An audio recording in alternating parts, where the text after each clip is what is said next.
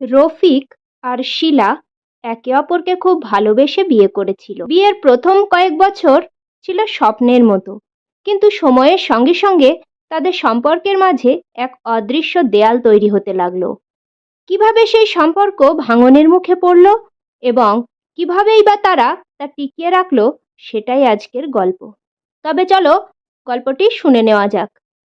রফিক ছিল একজন চাকরিজীবী আর শিলা গৃহিণী।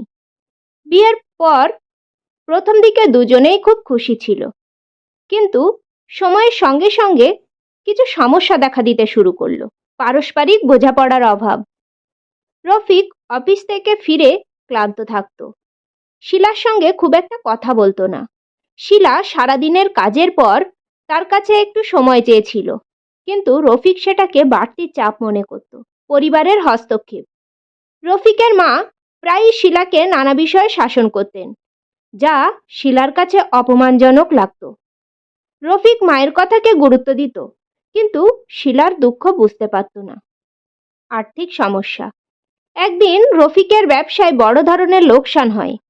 শিলা সংসারের খরচ কমানোর জন্য কিছু পরামর্শ দিলেও রফিক বিরক্ত হয়ে বলল, তুমি এসব কিছু বোঝো না, শুধু খরচ কমানোর কথা বললেই হবে না। শিলা খুব কষ্ট পেল। বিশ্বাসের অভাব ও সন্দেহ। একদিন শিলা রফিকের ফোনে একটা নারীর বার্তা দেখে সন্দেহ করে। সে রাগ করে রফিককে প্রশ্ন করল, কিন্তু রফিক উত্তেজিত হয়ে বলল, তুমি সবসময় সন্দেহ করো, আমি কি চোর? এই ঝগড়া ধীরে ধীরে সম্পর্ককে আরো তিক্ত করে তুলল। দাম্পত্য কলহ ও মানসিক চাপ। এই সমস্যা এতটাই বাড়ল যে রফিক এবং শিলা একে অপরের সঙ্গে স্বাভাবিক কথাও বলতে পারছিল না। একদিন রফিক রেগে গিয়ে বলে বসলো, তুমি যদি এতই অসন্তুষ্ট হও তাহলে ডিভোর্স নিয়ে যাও। শিলা হতভম্ব হয়ে গেল।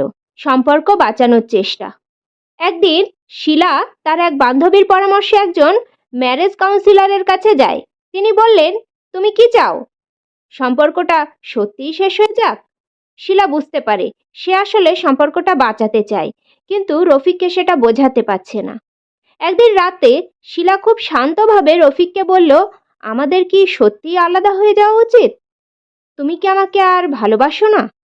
রফিক কিছুক্ষণ চুপ থেকে বলল, ভালোবাসি, কিন্তু তোমার আচরণ আমাকে রাগিয়ে তোলে। শিলা বলল, আমিও তোমাকে ভালোবাসি, কিন্তু তোমার মনোযোগ না পেলে আমার কষ্ট হয়। এই কথোপকথনের পর রফিকও বুঝতে পারল যে সমস্যার সমাধান সম্ভব। তারা দুজনেই একসঙ্গে বসে তাদের সমস্যাগুলো নিয়ে আলোচনা করলো এবং কিছু সিদ্ধান্ত নিল। 1. প্রতিদিন অন্তত 30 মিনিট একে অপরের সঙ্গে কথা বলবে। 2. পরিবারের হস্তক্ষেপ সীমিত রাখবে এবং নিজেদের সিদ্ধান্ত নিজেরা নেবে। 3. একে অপরের প্রতি সন্দেহ দূর করবে এবং প্রয়োজনে নিজেদের অনুভূতি খোলাখুলিভাবে জানাবে। 4. পারস্পরিক সম্মান বজায় রাখবে এবং রাগের মাথায় সিদ্ধান্ত নেবে না। তাহলে গল্পটি থেকে আমরা বুঝতে পারলাম, রফিক ও শিলা সময়ের সঙ্গে সঙ্গে নিজেদের ভুল বুঝতে পারল এবং তাদের সম্পর্ক নতুনভাবে শুরু করলো। সম্পর্ক টিকিয়ে রাখতে শুধু ভালোবাসা নয়, বোঝাপড়া, ধৈর্য, সম্মান ও বিশ্বাসের প্রয়োজন হয়। এই গল্প থেকে শিক্ষা। ঝগড়া বা ভুল বোঝাবুঝি মানেই সম্পর্ক শেষ নয়। খোলামেলা কথা বললেই সমস্যার সমাধান সম্ভব। একজন কাউন্সিলরের পরামর্শ অনেক সময় সম্পর্ক বাঁচাতে পারে। রাগের মাথায় সিদ্ধান্ত নেওয়া উচিত নয়। তাহলে আপনাদের মতামত কি? এমন অভিজ্ঞতা কারো হয়েছে? কমেন্টে জানান। ভিডিওটি ভালো লাগলে লাইক, কমেন্ট ও শেয়ার করে পাশে থাকবেন।